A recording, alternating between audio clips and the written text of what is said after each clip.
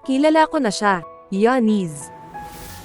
Giannis Antetokounmpo, isang Greek-Nigerian na profesional na basketball player para sa Milwaukee Bucks ng National Basketball Association. Ang kanyang bansang pinagmulan, bilang karagdagan sa kanyang laki, bilis, at lakas ay nakuha niya ang palayaw na The Greek Freak. Siya ay malawak na itinuturing bilang isa sa mga pinakadakilang power forward sa NBA sa kasalukuyan. Ipinanganak sa Athens, Greece noong ika-6 ng Disyembre taong 1974, anak ng mga imigrante mula sa Nigeria. Ang kanyang ama si Charles ay isang manlalaro ng soccer sa Nigeria, habang ang kanyang inang si Veronica ay isang high jumper.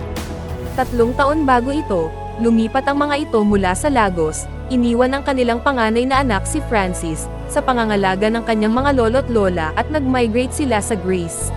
Si Giannis lumaki sa Athens, sa isang Nigerian neighborhood na tinatawag na Sepolia. Ang kanyang mga magulang bilang mga imigrante na walang malinaw na citizenship ay hindi madaling makahanap ng trabaho.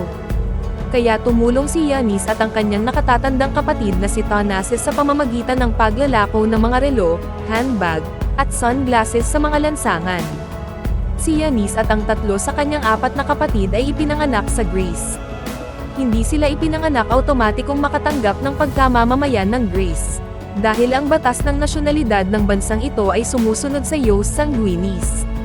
Sa unang 18 taon ng kanyang buhay, hindi nakabiyahe si Giannis sa labas ng bansa at walang estado, walang mga papeles mula sa Greece o Nigeria.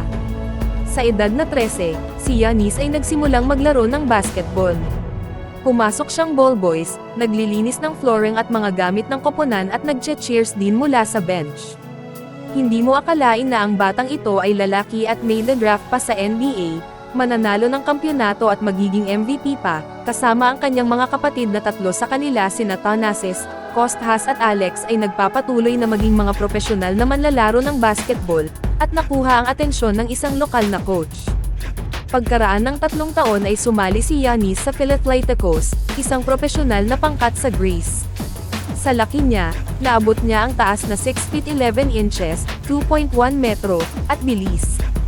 Hindi nagtagal ay nakuha niya ang atensyon ng mga NBA scouts. Sa kalaunan ay binigyan siya ng pagkamamamayang Greek noong ika-9 ng Mayo taong 2013, wala pang 2 buwan bago ang draft ng NBA. The Milwaukee Bucks select Giannis Antetokounmpo from Athens, Greece. Opisyal na napili si Giannis para sa 2013 NBA Draft. Natupad niya ang kanyang draft projections bilang first-round pick sa pamamagitan ng pagiging 15 pick ng Milwaukee Bucks. Nang taon ding yun, pinirmahan niya ang kanyang rookie contract sa Bucks. Ginawa ni Giannis ang kanyang debut sa NBA noong ika-13 ng Oktubre taong 2013, sa edad na 18 taon, 311 araw, bilang isa sa mga pinakabatang manlalaro ng NBA. Si Giannis ay na-improved at pinataas ang kanyang average na score sa bawat laro. Sa edad na 21 taong gulang, siya ang naging pinakabatang Bucks na nagtala ng triple-double. Pinataas pa ni Giannis ang kanyang statistical output at umakyat sa pagiging star. Sa 2021 All-Star Game, naglaro siya sa team na pinamumunuan ni LeBron James at naging unang non-American na nanalo ng All-Star MVP. Noong 2020 hanggang 2021 season nakuha ng Bucks ang NBA Finals title sa pangalawang pagkakataon pagkatapos ng 50 taon laban sa Western Conference champion Phoenix Suns. Matapos matalo ng unang 2 laro ng serye, nanay ito sa susunod na 4 na laro. Sa Game 6, nagtala si Giannis ng 50 points, 14 rebounds at 5 blocks para sa Bucks at nasungkit ang kanilang unang kampyonato sa loob ng 50 taon. Nakamit din niya ang NBA Finals MVP. Bilang isa ng Greek citizen nagsilbi at naglaro si Giannis sa pambansang koponan ng Gresya sa Eurobasket maging sa FIBA World Cup. Mula 2014 hanggang 2022, naglaro si Giannis sa senior men's national team sa 29 na opisyal na laro, sa mga pangunahing FIBA tournament.